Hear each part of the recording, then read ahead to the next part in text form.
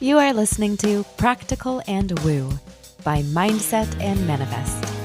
My name is Eden, and I invite you to embark on a journey with me to explore the practical and spiritual edges of the unknown for the purpose of allowing you to embody and empower yourself uniquely as you are, and to intentionally create and live a life of freedom and fulfillment. Each week, I'm going to discuss topics such as energetics, reality creation, manifestation, astrology, tarot, human design, and more to help empower you to live beyond perceived limitations and to practically design your life so it feels like absolute magic every step of the way. Let's dive in. Hello, darling soul. I want to check in with you. How are you feeling today?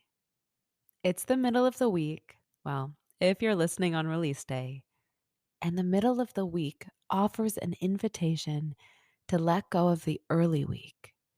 Things, situations, circumstances that may have niggled or nagged at you.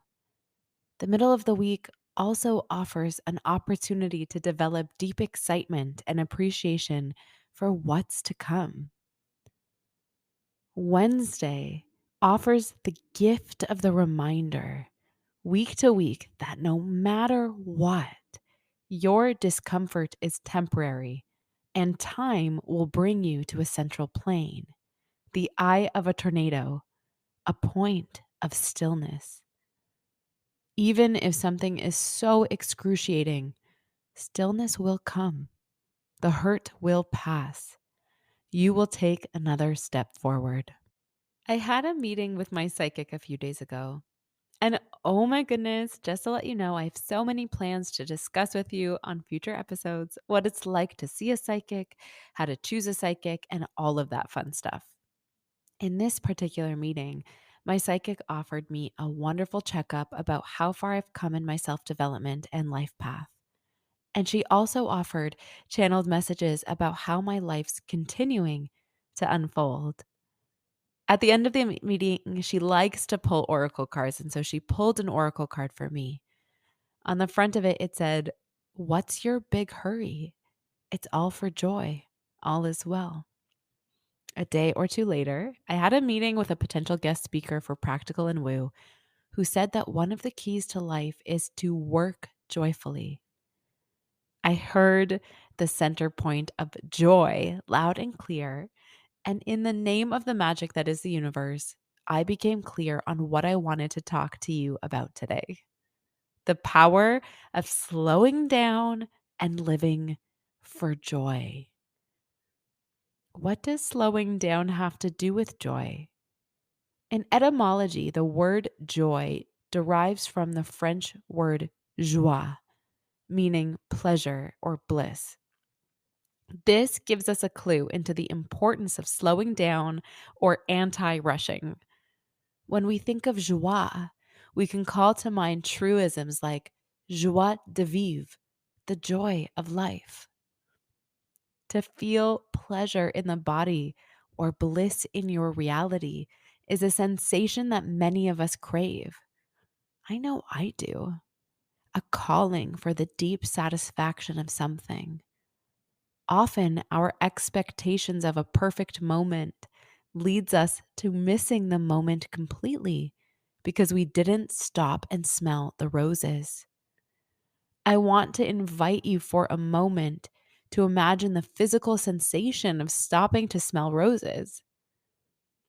In your mind's eye, allow yourself to see a big, beautiful bed of pink and white garden roses. They are blooming in full magnificent glory, perhaps in a secret garden that you stumbled upon. The fragrance, warm and sweet, titillating your nostrils. A well kept treasure trove, inviting you into an infinite potential of moments filled with joy. You walk up to a single flower, lean towards it, filled with excitement, and cherish the experience with all five of your physical senses. That's what pleasure filled moments are about. inviting yourself to be turned on by life using all five of your physical senses. Some might even say six senses. The sight of a well groomed bed of roses, the scent of the succulent aroma, the touch of soft petals contrasted against the care you take not to prick yourself, the sound of leaves bristling around you, nature's symphony, the environment leaving an imprint upon your taste buds, warm and lightly humid. Allow yourself to capture the overarching sensation that emerges in your body after taking the time to savor this act of stopping to smell the roses. Yes, even the one in your imagination. What comes up for you? For me, it's joy, it's bliss, it's pleasure, a dominant feeling that I commit to creating in my life as often as I can, preferably daily. A feeling that requires the act of slowing down, pausing, and enjoying life for the sacredness of one moment blooming at a time. We live in a society that favors haste, winning, and hustle. The constant inundation of the message, you're running out of time to. Well, to what? To live? You can only do that right now. In fact, it seems like this constant rushing is actually wasting time. To live for the tomorrow of when I'm this, when I have that, instead of for today. There are opportunities for bliss, fulfillment, and happiness that you seek in every millisecond. So, what are we truly being asked to rush towards, and for whom? When it comes to manifesting your reality, there are many frameworks that invite and encourage this same hasty thinking. You might be tempted to frantically Google, how can I create $1 million now, immediately? Snap my fingers and here it is. This need for instant gratification that comes from a space of rushing towards something instead of stopping to smell the roses. I am by no means suggesting that you cannot have that $1 million. And I am also not suggesting that it's bad to want to create a life where you call towards you copious amounts of money, fame, desires, experiences, anything and everything that you are wanting to have, be, do, and experience.